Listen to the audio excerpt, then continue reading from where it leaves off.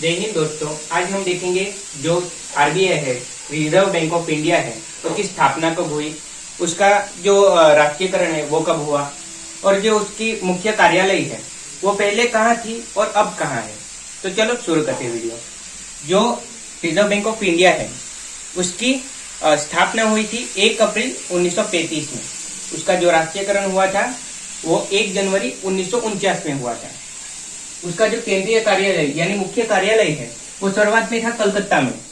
1933 में उसको मुंबई में स्थानांतरित कर दिया गया। और हम देखेंगे कि बैंक रेट क्या है, रेपो रेट क्या है, रिवर्स रेपो रेट क्या है, एमएसएफ क्या है, मार्जिनल स्टैंडिंग फैसिलिटी क्या है, सीआरआर क्या है, एसएलआर क्या है, बेस रेट क्या है, प्राइमरी रेट क्या है। तो पहले शुरुआत करते हैं बैंक रेट से। तो व्यापारी बैंक लॉन्ग टर्म के लिए आरबीआई के पास से जिस ब्याज की दर से पैसे लेगी उसको हम बैंक रेट कहेंगे। ये सब व्यापारी बैंक है। इसका एग्जांपल है bank of Baroda, HDFC, union bank, central bank of India. तो ये जो बैंक है वो लॉन्ग टर्म के लिए, याद रखिए, लॉन्ग टर्म के लिए आरबीआई के पास से जिस ब्याज की दर से पैसे लेगी उसे ही हम बैंक रेट कहेंगे।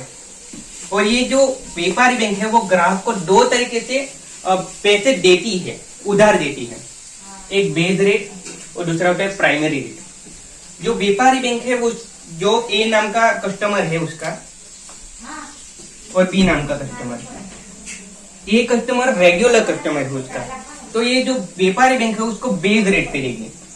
लेकिन जो बी नाम का व्यक्ति है उसको रेगुलर कस्टमर नहीं है, उसके पास अभी आया है, तो उसको प्राइमरी रेट पे देगी। ये जो बेस रेट है वो हो सकता है 8% हो, और ये जो प्राइमरी रेट है वो 8% से डायरेक्ट उसको 12% पे देगी, जिससे जो उसको पैसा मिलेगा उस पर ज्यादा उसको भरना पड़ेगा, दर ब्याज का दर ज्यादा भरना पड़ेगा। तो ये हो गया बैंक रेट।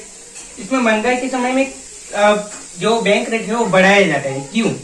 क्योंकि महंगाई के समय में जो पैसा होता है, जो अर्थतंत्र में ज्यादा पैसा जाना नहीं चाहिए, इसकी वजह से महंगाई के समय में जो बैंक रेट है वो बढ़ा देगी। कैसे?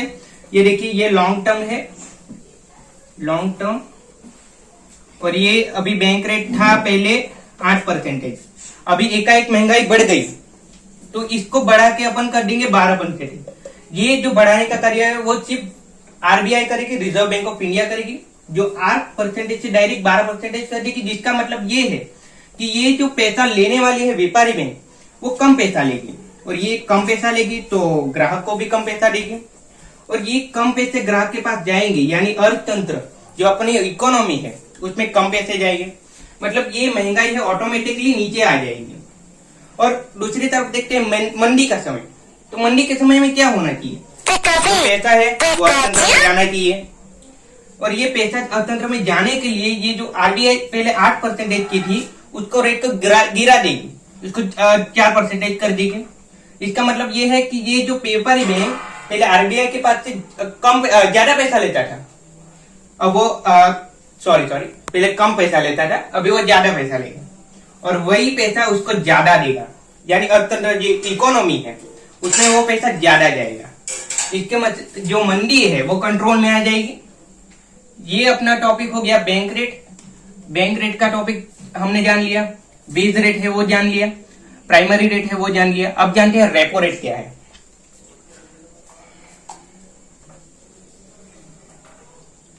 ज्यादा अंतर नहीं है बैंक रेट और रेपो रेट में।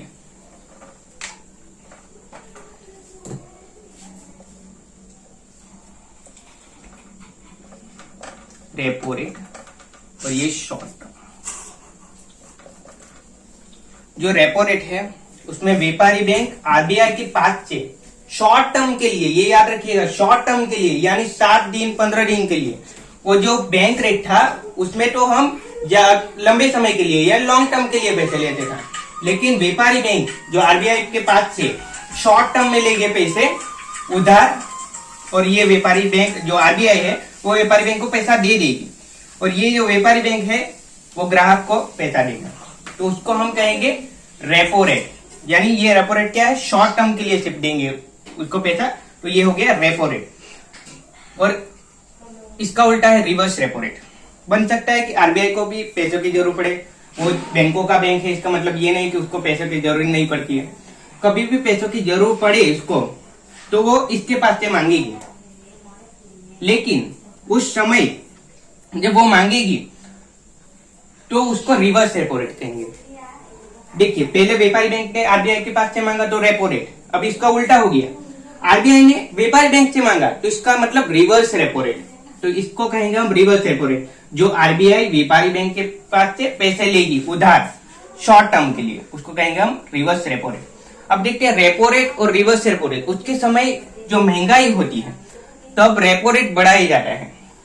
इसका मतलब ये कि व्यापारी बैंक आरबीआई के पास से जो पैसे लेगी उसका जो रेट है रेपो रेट वो बढ़ाया जाएगा, पैसा बढ़ जाएगा, महंगा हो जाएगा, और व्यापारी बैंक ग्राहक को पैसा महंगा देगी, और महंगा होने की वजह से जो अर्थतंत्र में पैसा नहीं जाना चाहिए वो कंट्रोल में आ जाएगा, यानी अर्थतंत्र में पैसा नहीं जाएगा।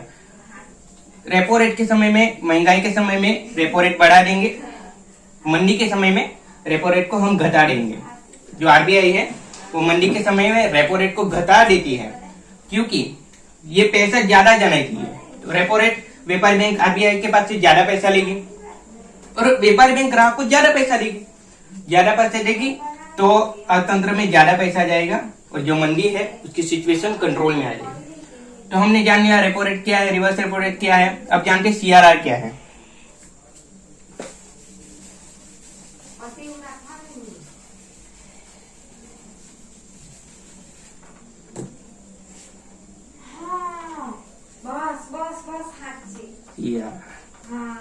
केस रिजर्व रेशियो, ये हो गया सीआरआर।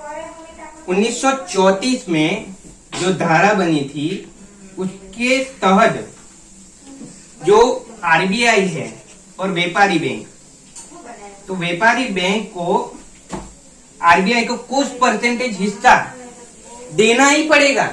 ये 1934 की धारा मुझे कहा गया है कि जो व्यापारी बैंक है उसको आरबीआई को कुछ भी करो, कितना भी पैसा कमा लो, लेकिन कुछ परसेंटेज तो देना ही पड़ेगा। धारों के एग्जाम्पल के लिए लेते हैं, 8% रुपए है वो व्यापारी बैंक आरबीआई को देगी।